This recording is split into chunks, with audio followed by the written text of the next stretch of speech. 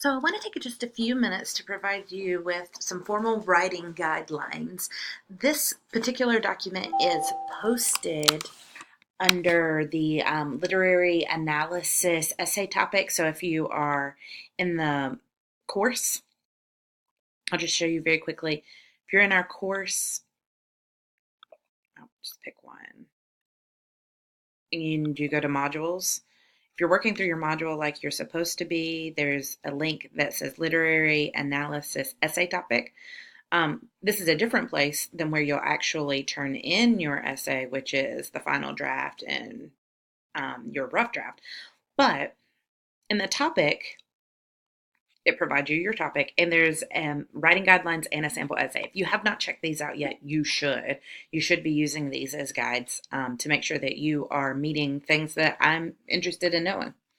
Okay, so formal writing guidelines. First, do not use contractions in formal writing.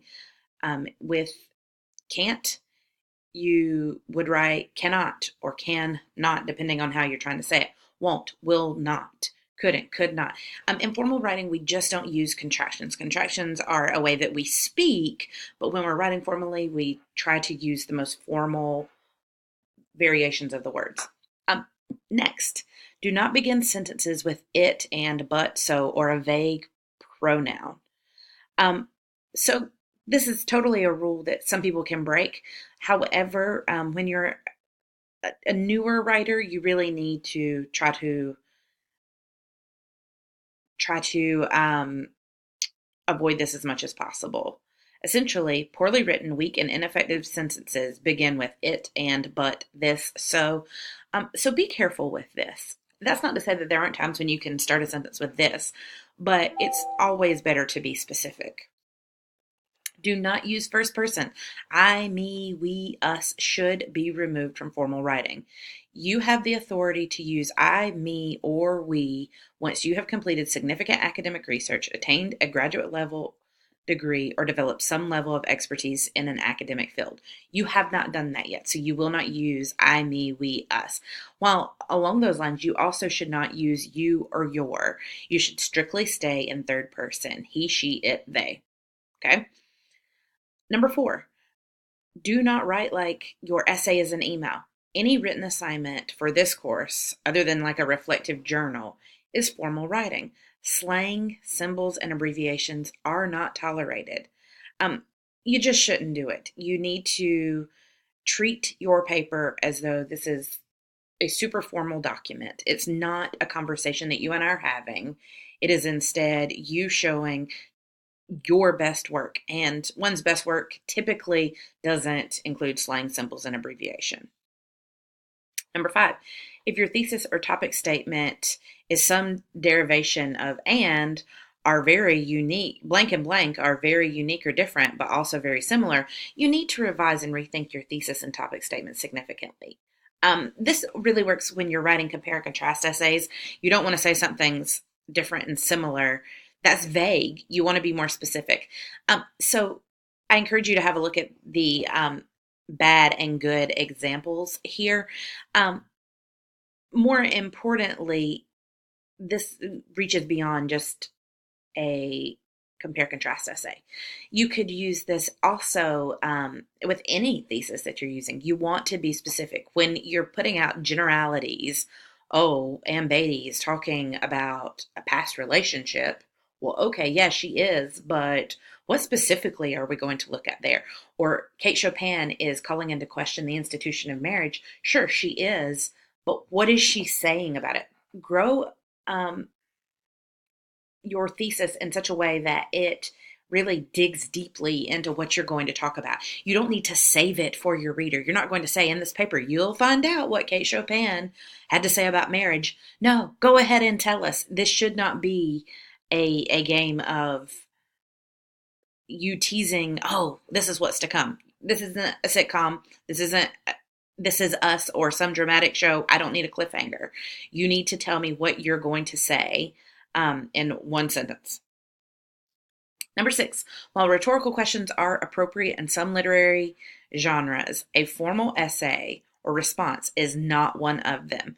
In this case, I'm providing the questions. I gave you topics. You're providing answers.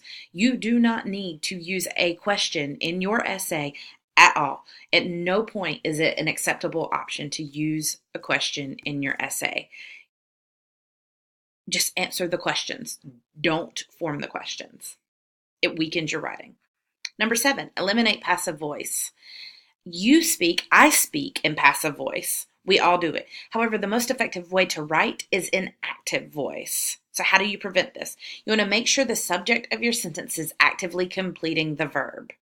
Writing it actively also helps you eliminate wordiness. So this is something that is passive. The paper was graded by the teacher. If you were to say this actively, you would say, the teacher graded the paper. Notice here that the teacher, which is our noun or our subject, is doing something. However, when we write passively, the paper takes on the role of the subject and something is being acted upon it. It's actually the object. It's our teacher who's doing the thing. So we want to put our teacher in the active role here. Another example, the rubric was reviewed extensively by the student. Again, we have the object, the rubric, being reviewed upon. Something is happening upon that rubric, whereas it should say the student extensively reviewed the rubric. It's the student who's doing the action, so the student should be placed in the part of the subject of the sentence. Basically, anytime you are inclined to say was or is able to or seems like, you're slipping into that passive voice. So try to stay active. This is really important for writing effectively. When the assignment calls for a paragraph, the following do not qualify. 3 to 4 unrelated sentences, a bullet-pointed list, an assortment of words that lack a topic, sentence, and supporting evidence, and in the most egregious cases, no subjects or verbs. Okay, so this is the one I see the most often. You put something together and it's kind of making a point, but it doesn't have a topic sentence, which per the rubric is a big deal, and it doesn't really have supporting evidence. You're talking about something, but you're not being specific and you're not really making a point. And then finally, a short essay masquerading as a paragraph. This is problematic because sometimes we fall into this category of, I'm going to write one really long paragraph and address everything. That is not a paragraph. It does not work. You will fail your paper if you do that. So please, please avoid doing that. Number 9, when the assignment calls for a 6 to 8 page paper, type, double space, 1-inch margin, times New Roman 12-point font, the following do not qualify. A 4-page paper presented as 6 pages, triple spaced between paragraphs with 1.5-inch margins and times 13-point Verdana 12-point font, or any other really random combinations that represent a shortage of thought and information, or the inability to organize and distinguish between good information that supports an argument and an outright inventory of an information, relevant or not, that you can regurgitate on a topic. Okay, so ultimately it's this. If I said write 1,000 words or write 5 pages and follow MLA guidelines, that means that you should be typed, double-spaced, 1-inch margins, Times New Roman font, or something very similar in a 12-point. And you should meet whatever that word count is or that page number. It's important to understand that works cited information, in-text citations, headers do not count toward word count. So please do not take those into consideration with word count. Number 10, do not overuse direct quotes and paraphrase material. While you absolutely have to have examples, you should be looking for concise quotes, in other words, short quotes that get to your point. And then the bulk of what you are writing should be your explanation, your commentary about how this example proves the point you're trying to make. And then number 11, do not invent your own means of source citations. MLA and APA formats were developed with you in mind. They were meant to help us who are writing cite our information properly. In this course, we use MLA, only MLA. So if you have questions about that, look it up. Send me an email. Do whatever you need to, but just make sure that you are following these rules properly. Something that's not on this list, but I think is worth saying to you is a number 12. When you are writing about literature, you should only write in present tense. Past tense is not accepted when you are writing formally about literature. Literature is considered to always be alive and happening in the present time, even if it's actually happened in the past. So you write in present tense. If you have any questions about any of these guidelines and tips, please feel free to reach out to me. I'm more than happy to further discuss these with you.